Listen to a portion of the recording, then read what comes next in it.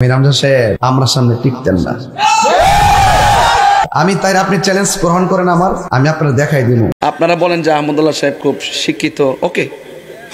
আমি কালকে ওনার উইকিপিডিয়া দেখলাম সার্চ কইরা, উনি মাদ্রাসা বোর্ডের কোনো সার্টিফিকেটই তার নাই। তো দাখিল, আলেম, ফাজেল, কামেল হাদিস, কামেল ফেকা ওনার একটাও নাই। এখন যারা বক্তব্য দিতেছেন তারা স্টেজে উইটিকো আহমদুল্লাহ সাহেবের ভুল ধরতেছে তাহিরি, আমরা তো তাকে আলেমই মনে করি না। আর বেড়া প্রতি মাসে 90টা মাহফিল করে তুই আমার আলেম মনে করস না কি তার কথা? আমার কিন্তু দেখ, আমি শুধু দেখবার লাগে আমরা দাওয়াত করতো না, এই হাজার হাজার লোক যে বসে রয়েছে আর কি দেখার জন্য আইছে। আসসালামু আলাইকুম রহমতুল্লাহি ওয়া বারাকাতুহু। প্রিয় বন্ধুরা, ভেবেছিলাম যে মুফতি গিয়াসউদ্দিন আত-তাহিরিকে নিয়ে আর ভিডিও বানাবো না, কিন্তু আমি অবাক হয়ে যাচ্ছি। তিনি বারবার একটি বিষয়কে কেন্দ্র করে তিনি বারবার ফেসবুকে, সোশ্যাল মিডিয়াতে তিনি বিভিন্নভাবে অকথ্য ভাষায় তিনি বিভিন্ন আলেমদেরকে চ্যালেঞ্জ ছড়ে দিচ্ছেন। আমি অবাক হয়ে যাই, যারা আপনার চ্যালেঞ্জ গ্রহণ করছে না আপনি তাদেরকে কেন চ্যালেঞ্জের ভিতরে আনতে চান? একটি বিষয় ক্লিয়ার, শুরুতেই ক্লিয়ার করতে চাই। আল্লাহর প্রিয় হাবিব সাল্লাল্লাহু তাআলা আলাইহি ওয়াসাল্লাম সৃষ্টির শুরু থেকেই তিনি নবী ছিলেন। এটি হচ্ছে আমার আকীদা, এটি হচ্ছে আপনার আকীদা। কিন্তু যারা আপনার চ্যালেঞ্জ গ্রহণ করছে না, যারা আপনাকে আলেমই মনে করছে না, তাদেরকে আপনি কেন বারবার চ্যালেঞ্জ ছড়ে দিচ্ছেন?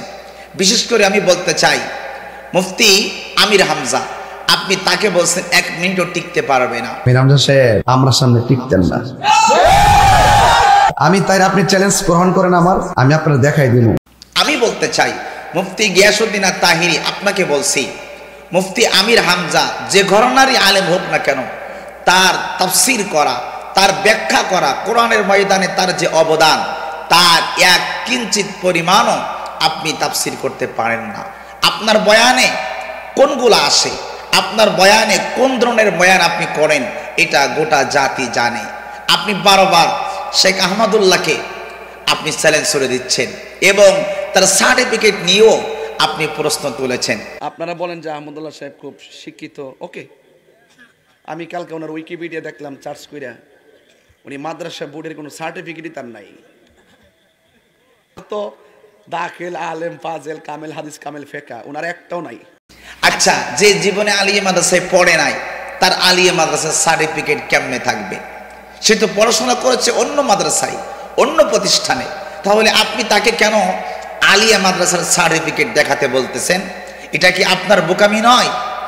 একটি বিষয়, অন্যান্য বহুত আলেমদেরকে আপনি চ্যালেঞ্জ করে দিচ্ছেন, তার মানে আপনি কি টপে থাকতে চান? আপনি কেমনভাবে ভাইরাল হয়েছেন, গোটা জাতি আপনাকে চিনে। আপনি শেরালি বাবা, মেরালি বাবা, কেল্লে বাবা, ফাতে বাবা, বিভিন্ন পীরের নামে জিকির করে আপনি ভাইরাল। আমার কেল্লা বাবানি আইবে গো, আমার শেরালি বাবানি আইবে গো, আমার মেরালি বাবানি আইবে গো, আমার ভান্ডারি বাবানি আইবে গো হয়েছেন। এটা গোটা পৃথিবীর মানুষ আপনাকে চিনে।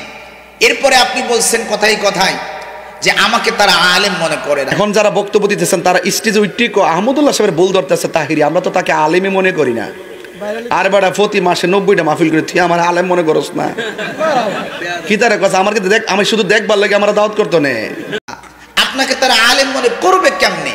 আপনি আলেম হিসাবে মানুষের কাছে পরিগণিত হওয়ার মতন আচরণ, বক্তব্য আপনি কি এদেশের মানুষের কাছে দিয়েছেন? অবশ্যই দেন নাই। আপনি বলেছেন আমি আলেম না, প্রোগ্রাম করি। আর এই মুফতি গিয়াসউদ্দিন আত-তাহিরি আপনাকে বলছি, মাসে 90টা প্রোগ্রাম করলে, মাসে 90টা প্রোগ্রাম করলে আলেম হওয়া যায় না। মাসে 90টা প্রোগ্রাম করলে গোটা জাতির কাছে অনেক বড় সেলিব্রিটি আলেম হওয়া যায় না, বক্তা হওয়া যায় না।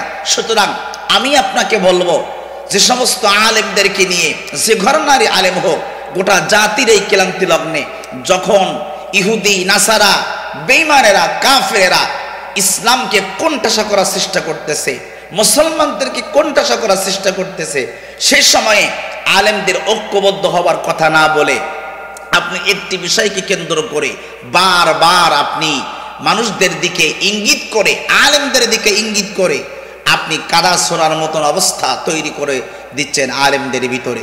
এখান থেকে আপনাকে বেরিয়ে আসতে হবে। আপনি একটা বিষয় ক্লিয়ার হয়ে যান, যে আপনার চ্যালেঞ্জ তারা গ্রহণ করছে না, কারণ আপনি যেভাবে গোটা বাংলাদেশে ভাইরাল হয়েছেন, যেভাবে গোটা জাতির কাছে আপনি 90টা প্রোগ্রাম মাসে করেন, যেভাবে মানুষ আপনাকে চিনে, এটা নিশ্চয়ই প্রশ্ন করা লাগবে না যে আপনাকে মানুষ কি হিসাবে জানে, আলেম হিসাবে জানে, নাকি আপনি বিভিন্ন রকম উল্টাপাল্টা জিকির করে, নাচানাচি করে, বিভিন্ন রকম কুফরি শান গেয়ে আপনি ভাইরাল হয়েছেন, এটা গোটা জাতি জানে।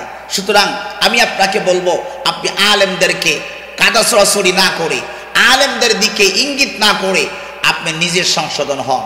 আর যাদেরকে আমি বলবো, যারা আজকের এই সমস্ত ভিডিও তৈরি করছে, বিভিন্ন রকম গজল তৈরি করছে আপনার বিরুদ্ধে, আবার আপনারাও তৈরি করছেন তাদের বিরুদ্ধে, এটা কি ইসলামের কোনো সঠিক রাস্তা হতে পারে? এটা কি কোনো ব্যক্তির সঠিক রাস্তা হতে পারে? কোনো আলেমের দেখানো পথ কি এটা হতে পারে? নিশ্চয়ই হতে পারে না।